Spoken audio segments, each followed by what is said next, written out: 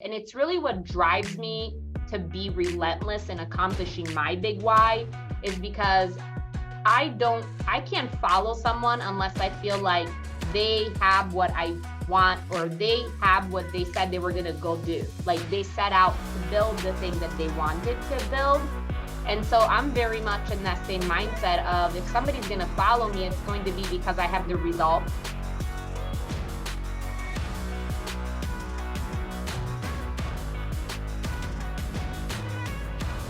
Hello, everybody. David Donaldson here with another exciting episode of Entrepreneurial Impact. And can you believe it's December already? I mean, we're counting down the days till the end of the year. My associate Joe Martin is not able to join us here today, but I have the amazing and incomparable Maria Di Poce from Richmond. And I tried to put my own little spin on the accent there, so I hope I nailed that just right. But our Richmond Fearless team leaders, Maria, how you doing? Thanks for joining us. Hi, David. Thank you. I'm doing really well, and thank you for having me on here. It is an honor. I am addicted to this podcast. I listen to it the minute it drops. What? So the minute I hear about it, I'm listening to it. So you're our first, probably first download. All right, I love it. You know, we all got to have them. Makes you feel like I feel like if we're connecting with somebody, anybody, you know, then this is absolutely worthwhile. So I appreciate you. Absolutely. So Maria, as a seasoned KG veteran of having listened to the show, you know, this is really about you. And it's really what we want. We want to share with the audience what makes Maria tick. But we all have to start with a background. We all have one. Tell us a little bit about yours. Yeah, so I'm really glad that you're starting with this, because I listened to another podcast that I was on as a guest, and I realized I never really talked about a pretty big thing that tells you a lot about my background, which is I am 100% an immigrant in this country. A lot of people don't know because I don't have much of an accent. Although in re-listening to myself speak, I realize I say a lot of hums and and like, which drive me crazy. But the reason why I do that is because my brain has to stop a second sometime to actually think, because I'm thinking an Italian thought and I have to say it in English. And so it's happening at any given time. So I was born and raised. Yeah, I was born and raised in Italy. I moved to the States in '97. I was 14 years old. Nobody do the math. And right, everybody's like, wait, 1, 2. So yeah, I moved to, I did not speak English. I understood it a little bit because I had taken it in school, but it really was a very much like throw you at the deep end and let's see if you can swim. And I do think that has made me a lot who I am today, because I'm not scared of anything or anyone or whatever that conversation is. I'm pretty much fearless. And that, I think, comes from moving somewhere where you don't know the language and you're thrown into 9th grade like everybody else. There's no ESL programs. Very much just, here's a book, read it, figure it out. So, yeah. Well, what was it that brought you? And where in Italy were you from? So, I'm from a little town by Rome that's called Sora. It's got about 27,000 people. It's like southeast in Rome, when you're talking about Rome, kind of in the middle. We're an hour from the beach. Very much reminds me of Richmond a little bit. It's got that river vibe. It's got a river that runs through it. It's the cutest little town, and I will never live there. I'd love to visit. It's different, right? I mean, it's different.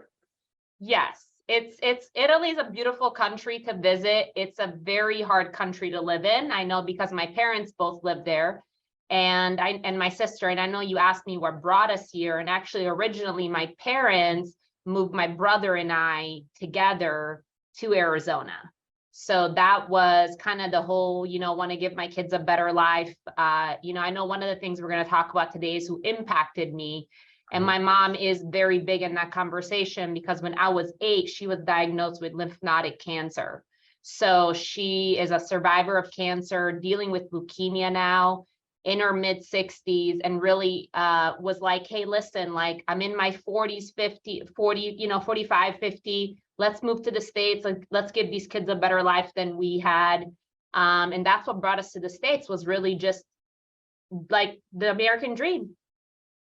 That's amazing. Like, it's amazing what parents will do, right? And I know. that's a major change. Like, I've moved to the States a little bit, but shifting from country and not speaking the language and bringing my kids along, that's pretty massive. Yeah. And they sold everything off in Italy. They held on to one property that they were like, let's use it when we go back and things like that. But they moved all their money to the States because to get visas, that's what you have to do. Okay. And so they bought a condo. I mean, they probably saved for a good 5-10 years in order to give us that opportunity. So I will for always and ever take care of my parents. If they ever need anything, I'm the first one to be like, here, have it, take it, whatever you need. Well, hey, Arizona's a special place for me too. Both my boys were born in Arizona. So, I love that. Yeah. Love Arizona. Big fan. Visit all the time now. My brother still lives there. So I was in Phoenix for about 10 years and then really everywhere in Phoenix, just because, Phoenix is one of those areas you move around a lot, especially when you're in real estate. And then I moved to Texas and I stayed there for about 10 years. And now I've been in Richmond for a little while. So I moved in the States quite a bit myself. That's awesome. Yeah. My son is actually now talking about going back and going to ASU. So we'll see what happens there. Yeah. Love it. It's a fun university. I had a lot of fun. I lived there from 26 to 40. So yeah, I grew up there, my maturing adult age, although I don't like to say mature because I'm not fully mature. You're still a kid at heart. Absolutely. So, all right, well, that's awesome. I think that's an incredible journey to say this. And you're right. You would know. I just assumed you were from New York with a very thick Italian New York accent. That's what everybody says. I don't know where that came from because I visited New York, but never lived there. So I think a lot of people just had that assumption that you're in the States, you're Italian, you must be from New York, which is crazy, but I think there's a lot of that. You're 100% right. I think that definitely drives the message in that conversation. Yeah. Yeah. All right. So we've got Italy, we've got Arizona, we've got Texas covered. Obviously, there's a Texas connection to KW, but where does that journey start for you? You said your mom impacted you, but what was that impact like transitioning and moving, but then getting into real estate, getting into leadership and your background there? Yeah, so I've always really been a natural leader, I think. I'm a big proponent of like whatever your kids are good at, whatever their strengths are, kind of help them in that direction because there's something very organic about that.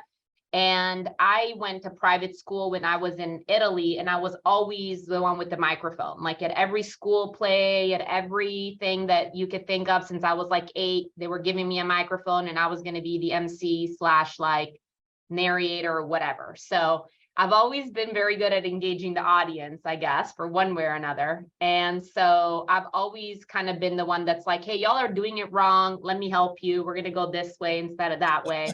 So that was just take a charge. And I always talked a lot. I got the nickname Chiacchieressa, which means like the most talkative person. And so, yeah, so that's been with me for a long time, but it's the way that I got into real estate. It's kind of a funny story because it really did happen by accident. So I was going to college. I had just graduated high school. I was maybe a semester into college, and I just, again, language barrier, didn't really have the right conversations. My school counselors weren't really asking me what I wanted to do. I didn't understand student loans. I know this is going to sound really crazy and naive because now that I'm almost 39, I'm like, wait, how did no one explain that to me? But it wasn't a concept. My family never lived on credit. It was always paid cash. Mm-hmm. And so I thought, like, my parents don't have money for me to go to college. So unless I can get federal aid, these fancy colleges are not for me. Like, I just completely didn't even put myself in that conversation. And so I was just kind of doing my requirements to figure out, okay, what am I going to do? I'm not going to go to a fancy college. And I went to a concert, and there was a break between bands, and I went outside and I met someone, and he happened to work for somebody that was a flipper. And I just struck a conversation with him. And I said, what do you do? And what do I do? And we just kind of got talking, and I was always older than I seemed. So I'm 19. I'm sure I talk like I was, 25 or 26. And He worked for his brother. 25 and 26 is incredibly mature. For a 19-year-old. Oh,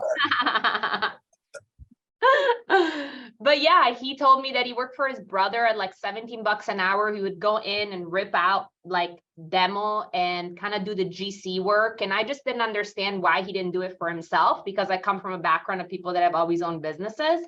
And so I said, well, why don't you charge him as a business instead of hourly? Or why don't you even just flip the house yourself? And he was like, I'm just kind of scared, and I don't know if I can do it. And I said, I'll help you. I mean, like, how hard can it be? And so I pivoted really fast. My parents were not happy that I dropped out of college. They pretty much kicked me out of the house. Wow. And yep, I lived above a friend of mine's garage. He had like a loft above his garage, and that's where I lived until I closed my first flip about 6 or 7 months later. And I would waitress during the day. And then at night, I would flyer entire neighborhoods with these little neon Post-its or, flyers that said, I buy houses cash. And, I went to a couple seminars. I mean, now this is before the first, crash. So you're talking about 2004 is when I was doing this, 2003, 2004. And somebody called. And it's funny, I don't tell this story a lot because it gets into the minutia, but it's really funny because it's when I realized I was really good at sales. And it was the guy that had called us that wanted to sell us this house. It was a 1-bedroom, 1-bath, 700 square feet in South Phoenix. You could get shot there if you went there at the wrong time, right? I know. Yeah. And he called me and he was having second thoughts to come to closing, because the reason why he was selling it was because his nephew was living in the house and he thought he was doing drugs in there and up to no good. And so he said, I'm going to get rid of the house because I'm not going to enable this behavior. And so it was like a feel, fell, found before I even knew what feel, fell, found was. And he said, I don't feel right about doing this to my nephew and I was like, listen, I have pictures. I took pictures when I was over there, because we did a walkthrough, and I can tell you that there's definitely things going on in there that you don't want to go on in there. And then at the closing table, I showed him the pictures and I was just like, oh my God, like I have found my calling. I can close anyone on anything. Like, as a 19-year-old, you're silly, but that's how I bought my first deal. And I didn't have the money. I figured it out. I sold it to somebody I knew. And we actually partnered on the rental on the back end. And that was kind of the beginning of like a 6-year real estate business, because it had so many moving parts, but it all just started with just a chance meeting. It was crazy because we were absolutely there flipping at the same time. Probably. Yeah. I'm sure that if I dropped some names. In 2007 and I was buying properties in 2009 for $22,000 to $32,000. Yeah. Yeah. I think by 2008, 2009, I was already kind of on my way out because I got hit so hard by the recession. And I can talk about that if you want me to talk about that. I think it's all things that make you who you are. But too. I mean, that there's stories in that for sure. Yeah. But man, when I was, when you're churning and burning, making $30,000 a month as a 22, 23-year-old, man, I had a house in the mountains, my own house, 4-wheelers, sports cars, trucks. I mean, a boat. I had an RV. Like, what? Who are you? Everybody in Arizona had an RV. That's true. That's true. Because of the sand dunes. And a pontoon boat. And a pontoon boat. I had one of those. We probably were going to do the same things and we didn't even know. Exactly. That's a funny thing. No, you're right. I mean, I talk a lot. Like those experiences, they founded me, they grounded me, and it was an amazing education. Getting my license in 2007 when the bottom fell out, and relocating here, not to hijack your interview, but there was real growth for me personally going through that in my own finance, learning how to invest because I didn't know what I was doing. Right. And I did things before I got my license and got burned in the real estate market out there, right? Losing 60, 70% value in some of my acquisitions because I didn't know. And the realtors that I was working with had no clue. But then again, who really did, right? Because nobody had kind of really gone that before. Yeah. But when I got licensed and started flipping on my own and flipping with others, I learned very quickly that there's an incredible opportunity here. Yeah.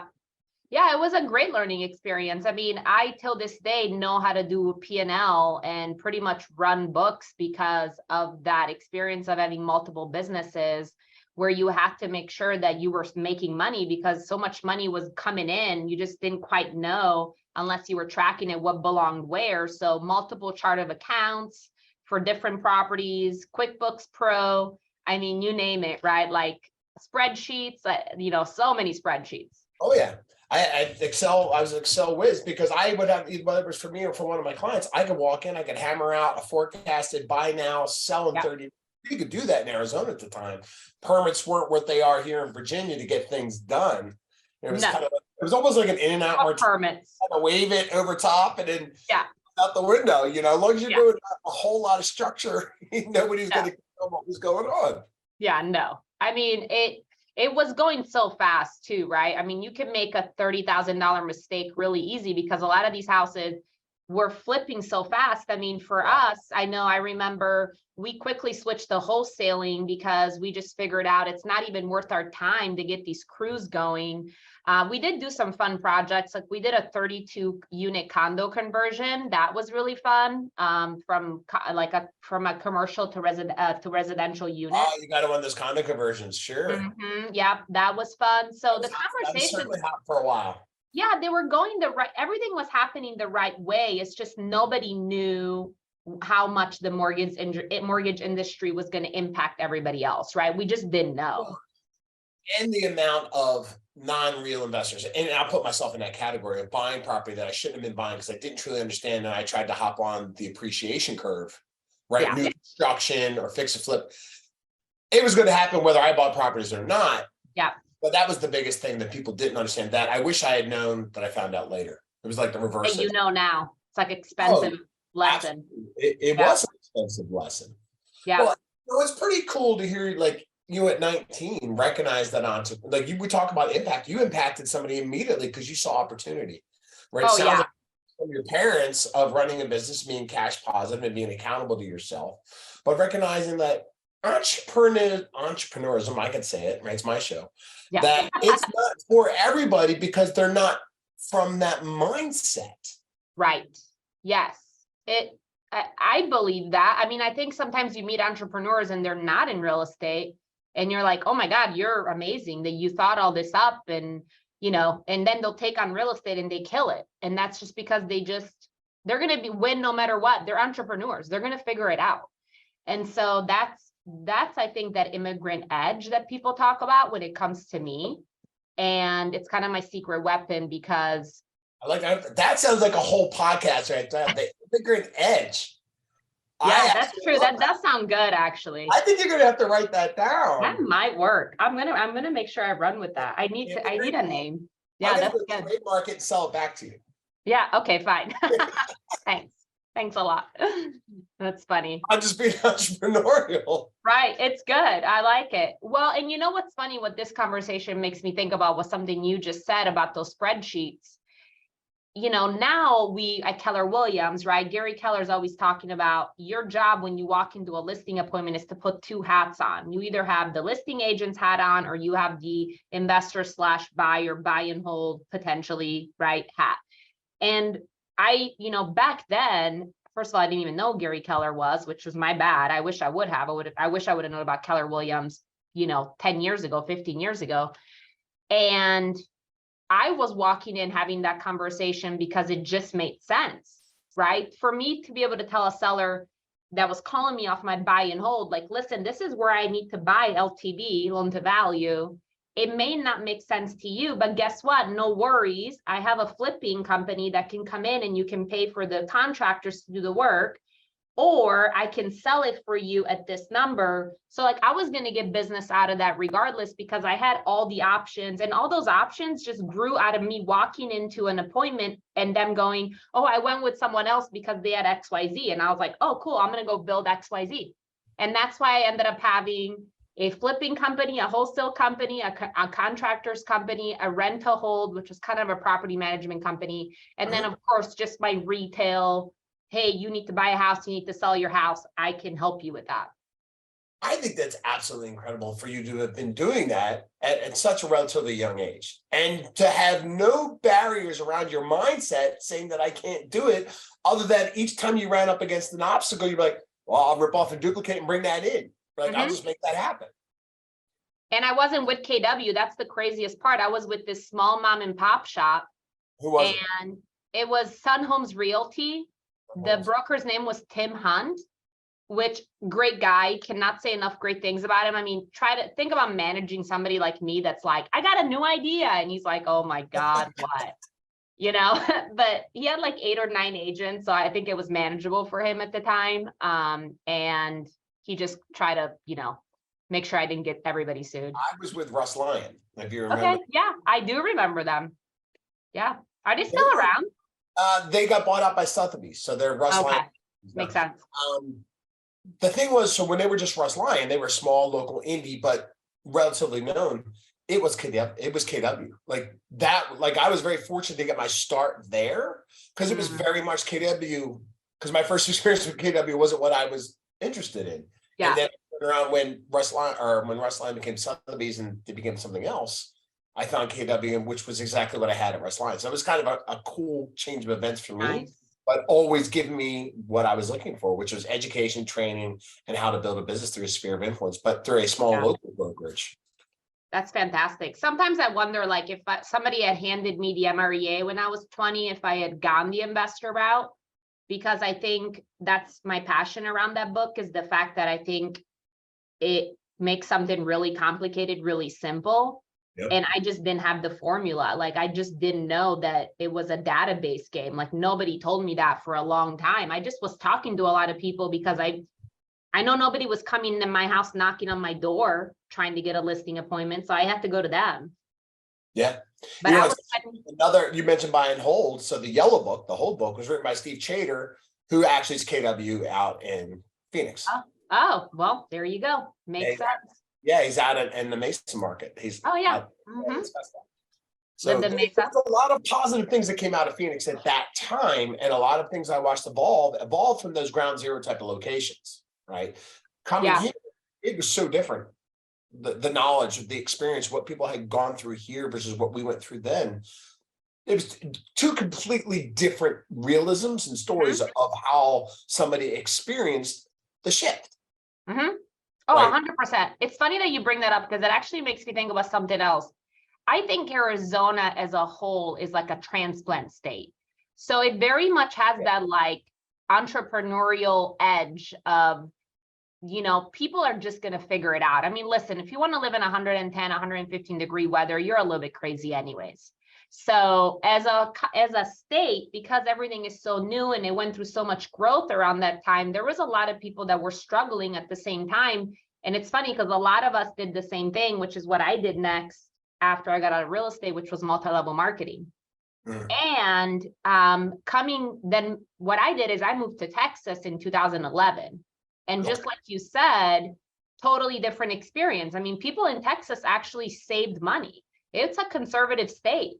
You know, so they're going to always err on put it in the bank account, don't spend it. And that's a different mindset that you have coming from Arizona where, you know, everybody's spending every penny that they have, you know, very much that like California vibe a little bit. Arizona was crazy cheap. Like I moved from Northern Virginia in 99 to Arizona, 3 months. And the amount of money I was making here, then I actually got a raise to go there. And I was versus buying a house here for 170 to buying a house there for 190, they were apples and oranges. It was crazy how much of a different and how far your dollar went in that area. You're right. And so I did have a little bit of spending frenzy because the dollar was different. Oh, I know. That's what people do in Arizona. Like they're always spending money. It's just a different, you adjust to the market that you're in and you cater to those clients and you kind of end up, you know, getting stuck in that if you're not careful yourself. Yeah. So let's now talk about that experience, then multi-level marketing, and then into leadership at KW, because now you're leaning on your experiences, right? Arizona's, the good and the bad, right? Multi-level marketing, which is incredibly hard. Yes. Incredibly beneficial, but incredibly hard. But it'll refine you for sure on the sales side. to now Yeah, I being mean, in leadership and building agents' businesses. How's that all yeah, come for you? well, it's really easy because when you think about the fact that, like you said, MLM really does refine you as a salesperson because it makes you have to learn and know how people work. And because you're selling something that nobody needs, it's 100% a want, right? Nobody needs a travel membership. Like it's not a need. It's a want 100%. And so it makes you understand like you have to go find that person's motivation in order to move them into action. So when I was done with my multi-level marketing thing, I was like, okay, this is kind of not a cool thing to do. Like it took me a little bit to figure it out because I did well in it. And I was like, I can lead people. I mean, I have this giant group of reps. I mean, my group alone was 600 reps. And obviously I'm good at leading them, but I just miss real estate. And that was, I missed the entrepreneurship of real estate. I missed that component of like, there's so many different things that you can do. And I just got tired of just doing the same thing over and over again, was just selling, memberships and signing up people.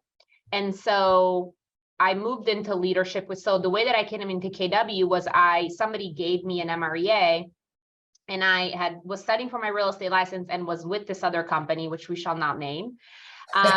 And somebody gave me the book that was with that other company and said, listen, I know you don't like it here, but I don't know if you've heard of Keller Williams. You should read this book. And I was like, okay. And I read like 2 chapters and my mind was just blown. And I closed the book and I started calling every Keller Williams office in Dallas, Texas. And luckily, you talk about people that impacted you, Seychelle Van Poel, which is one of the agents here at KW. She's in Gary Keller's top 100. She happened to be a friend of one of my really good friends. And they talked and said, hey, Maria's looking to go into, Keller Williams. And she's like, you have to take a Keller Williams personality assessment test because I think you'd score so high as a team leader. I mean, you already know how to recruit, you have a real estate background, you love people. And sure enough, I took the KPA and it was just a dead ringer for the team leader role. And that KPA really opened up a lot of doors for me because once the regional director got a hold of it, which is Smokey Garrett, then it went to different OPs. And then they were like, what office do you want? There's multiple opportunities. And I don't know if I ever suggest somebody coming into KW and becoming a team leader all at the same time. I think that was maybe a bit much, but I did it. I survived. 5 years later, here we are. Well, and then from there to here, right now, look, you're rocking it and killing it down in Richmond, which is just awesome. And we're happy to have you here with us, Yeah, but you know what I realized is it's so much a team sport. And I think that's probably the biggest thing because coming into KW, it takes a minute for you to really understand the culture. I always say like, first you join KW and then KW joins you. Like it takes a minute for it to like get into your heart. And the first year as a team leader was really hard for me because I was used to like a top-down conversation of like, I'm going to tell you to go do this and you're just going to go do it because you work for me or I'm your boss or, you're in my downline. And then I quickly understood like, wait, these people that are around me, they're not just going to do what I ask them to do. I actually have to do the work in getting to know them and finding out what motivates them, the 30, 60, 90 and the career visioning process to really understand how do I move my team into action. And so I take almost like I'm leading the ship in Richmond, but I take very little, whatever you call it, like accolades or recognition for it because it's my team that does the work. And that's humility, right? You're working through others, right? It takes a very humble person to be able to lead through others, right? And just it's okay with kind of stepping off and be like, no, but I really do. Oh, that's awesome. Yeah. And one of the people that impacted me along the way that I don't give enough credit to enough times because you get an opportunity to do this is Dick Lecare, which is so I took a team leader role. I did the team leader role for three years at this one office. And then I went and basically was the assistant team leader under him at another office in Dallas. And I was with him for a year, and I was really purposeful in taking that role because he was a team leader that had been in place for 11 years and had 250 agents. And I want to say 130 of those were cappers. I mean, his results were just unbelievable. And I was like, I need to come learn from you to figure out what you're doing and what's working, because obviously you figured something out. And what he taught me was that you don't build around your agent, you build through your agents. And so if you're having an issue, it's not, oh, how do I get around them so I can go fix it? It's like, no, how do I go talk to them so we can fix it together? And that was probably the best and the lesson I implement on a daily, like everything I touch, none of it is me. It's all, who am I going to do that with? Who's going to be my person that I'm going to do this with? Who's going to be the one that runs with it? Because I'm doing so much, I can't do it all. I have to pick and choose. So imagine it, you're in Richmond from 11 years. So instead of somebody saying, I got to go work with Dick Licata, I need to go work with Maria. And you're helping them with systems and their big why, and like how those things happen for you. So have you given a lot of thought to that? Because I have. It wouldn't surprise me if you haven't. That is really cool. And it is something I don't want to speak for him, but my assistant team leader and I were like, thick as thieves. And I think he does want to work with me. I think he sees like, oh, wow, and sometimes I slow down and I go, okay, why did I just do that? Tell me why I just did that. And I want to hear it from him. And it's cool when he does something and I'm like, wait, did I tell you to do that? And he's like, no, I knew you would though. And I'm like, oh my God, I love you. You can never leave me. I call him Magic Robbie.